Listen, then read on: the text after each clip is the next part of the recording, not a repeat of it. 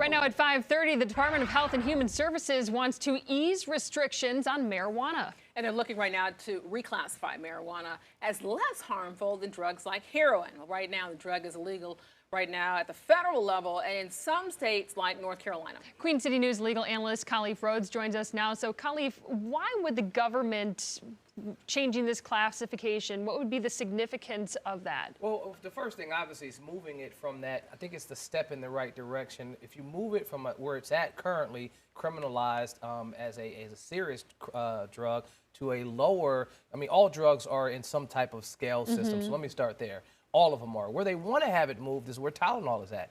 And so last year, Democrats, and I say Democrats in the House, they passed a bill that would have decriminalized it. They only had 4 Republicans that supported it, but it didn't even get any type of vote, get any action in the Senate. This is a step to say, okay, you can recognize if the DEA is saying that this is something that should be in a different schedule, maybe as a country we should move this and not criminalize a drug that we've been criminalizing for the last 50, 60, 70 years. Right. Well, so when you look at the drug and you want to reclassify it, what would it be reclassified as? It would keep the same name. It would just move to a different schedule. The scheduling of it is what makes it, I would say, the criminalization of it.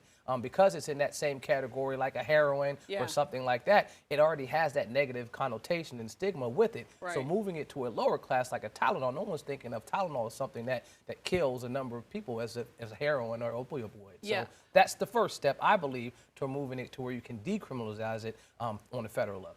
So how does medical marijuana then play into all this? I mean, on the medical portion, that's mainly the states. There's 40 states in the country that have legalized marijuana use in some capacity, and there's 18 states that have legalized it for recreational use. So the majority of the folks that have legalized it for medical use. When I was in Michigan, they went through that process. And it is a very rigorous process. You have to keep it in certain locked locations. You have to get all kind of passes to actually get access to it and to be able to be a person to provide it. And so that process is what most states have recognized as both lucrative and better way to make sure that folks aren't overutilizing it as opposed to acting like it doesn't exist, the medical benefits and or the usage of it. So we've seen some states make some changes in their laws. I mean, Oregon, they had Measure 110, which decriminalized a user amount for street drugs, and that didn't really pan out with the intended outcome that they were looking for that. But how does this in any way compare to what states like Oregon were trying to do? I think that is a great point, and I think a lot of folks that are in opposition of this would say it didn't work there, or it's not working there, and so why are we even trying to do this on the federal government side? But